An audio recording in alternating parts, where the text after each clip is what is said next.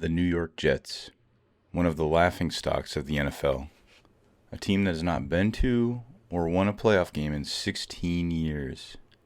They haven't been to a Super Bowl since 1969. Since then, they have had high hopes, low lows, but never have gotten close. Most fans blame poor ownership for the constant failure, and current ownership is tired of being blamed constantly and decides to cut their losses and sell the team. A deal is struck days after Super Bowl 60 and the team is sold. A rich businessman from Ireland purchases the New York Jets with big plans. After his purchase goes through, he quickly moves on his plans to move the team. Along with moving them to Ireland, he also rebrands the team as the Dublin Shamrocks. So this Madden franchise that I'm doing, I am going to try and have some in-universe reasons why it's more of a challenge than it normally would be just to do the Jets. For one, many of the players opted out of their contracts. I'm effectively just releasing everybody from the team, and I'm going to basically install a arbitrary rule for now where I can only sign players that are under a 70 overall, so 69 and below can be on the team. So I've released everybody. There was a couple stragglers I couldn't release because they were injured, but I will end up releasing them before the season starts. And the other arbitrary rule I'm enforcing on myself is the NFL was not happy with this sudden move to Ireland, so they're punishing the Shamrocks and forcing them to forfeit all first and second round draft picks for the next 3 years going forward. So I returned the Colts first round draft picks that they traded for Sauce, and I returned, I believe it was the Cowboys we had some of the Cowboys picks, maybe second round.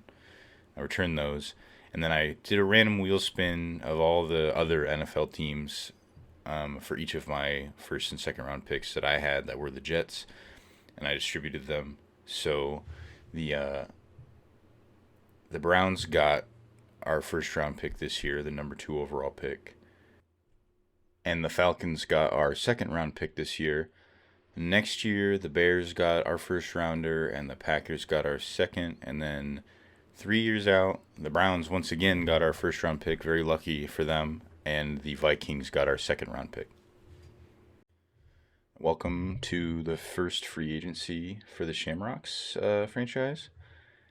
This is pre-recorded, so I'm going to try and kind of give an overview of what I did, what I was thinking, and all that for this first free agency period. Remember, I pretty much have to fill the entire roster with 69 overall and below players because I've released everybody except for those handful of people that I couldn't because of injury.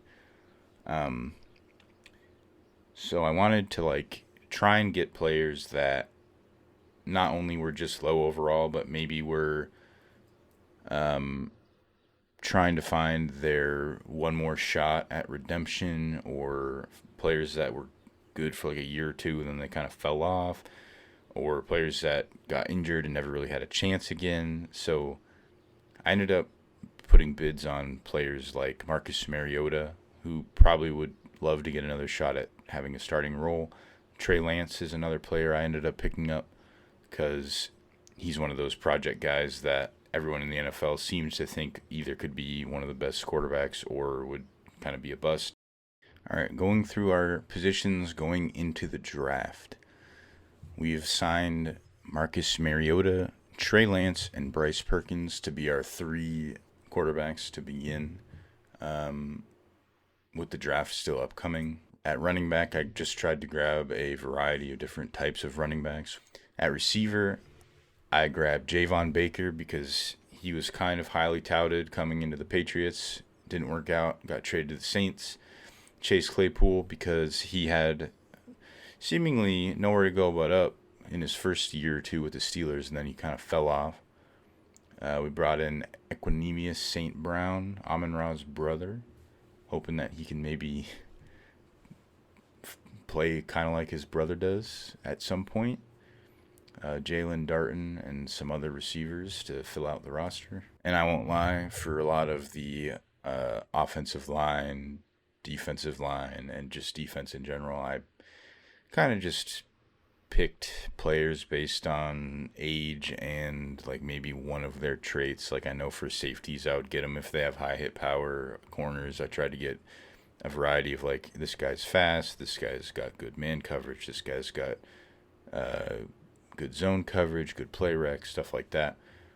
Another notable signing that I just remembered is I did also sign N'Keal Harry at tight end, another washed up Patriots wide receiver, hoping for another shot at redemption. And as a Patriots fan myself, hoping that they can prove themselves at some point. Hopefully they don't screw me over twice. Heading into the draft, all that we have for picks this year is a 4th round pick and 3 6th round picks. After the draft forfeiting that happened because of the punishment for moving the team. Now, because of the overall state of our team, pretty much best player available at any position is what we're shooting for here, especially with these later picks. Because basically anybody, as long as they're half decent, is going to, at the very least, be like a starter or an immediate backup. As long as I don't completely fumble these draft picks here.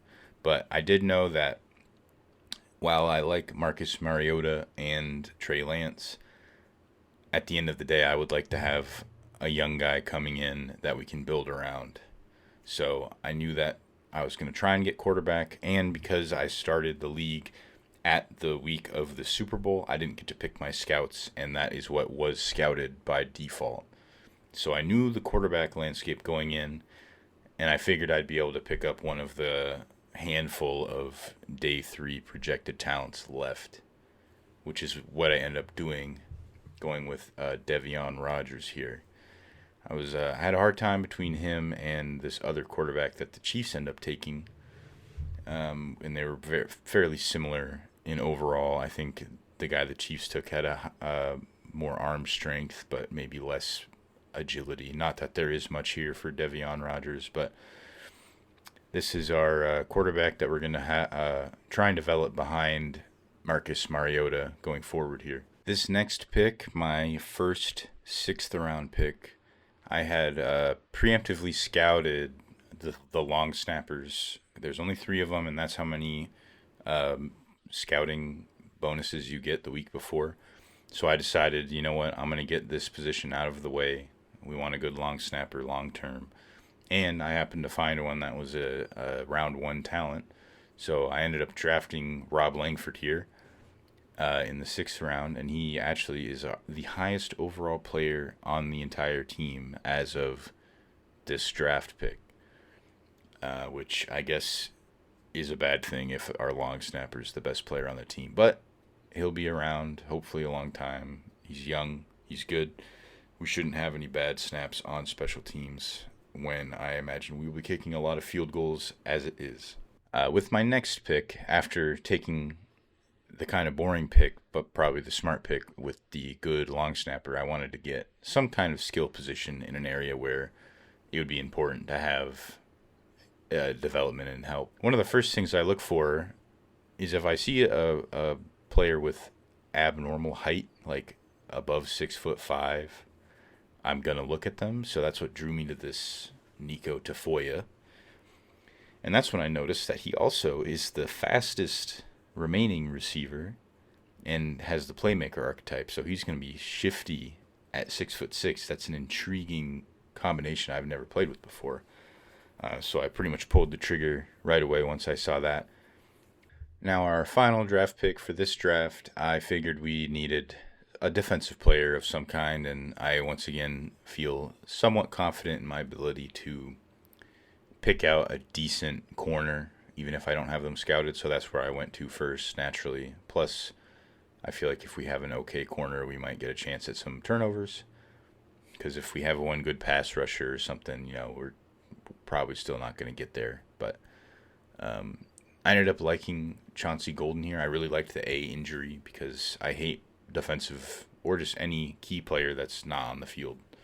And he ended up being 92 speed, hidden dev, which is huge. First hidden dev player of the franchise. Only 22 years old and nowhere to go but up. Here's just one last look at our small draft class this year. Devion Rogers, our first pick, a 67 overall. He is slow as dirt, probably will not be making many moves outside the pocket, but he has a decent arm. Normal dev, Rob Langford, 75 overall, good pick. He probably, I don't know how long snappers develop very well, but he'll be a solid long snapper for a long time. Nico Tafoya. Honestly, a really good pick for a 6th round pick. 70 overall right away. 92 speed, 6'6", 99 juking, lots of agility in there. If we can get him the ball quickly, he will probably be a pretty good weapon.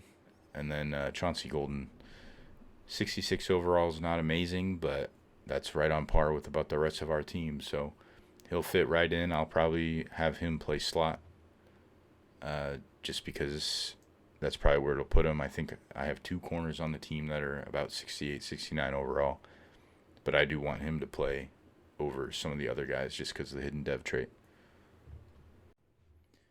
That is all for this first setup episode. The next one I'll quickly go over any undrafted free agents I signed, training camp, and the 3 preseason games that I quickly played through on Play the Moments. Anything interesting that happened in that period, I'll let you know. And then we'll jump right into week 1 at New England. Thank you so much for watching, and I hope that this is intriguing and you'll stick around as I get better at doing this, and hopefully this gets interesting and you enjoyed it.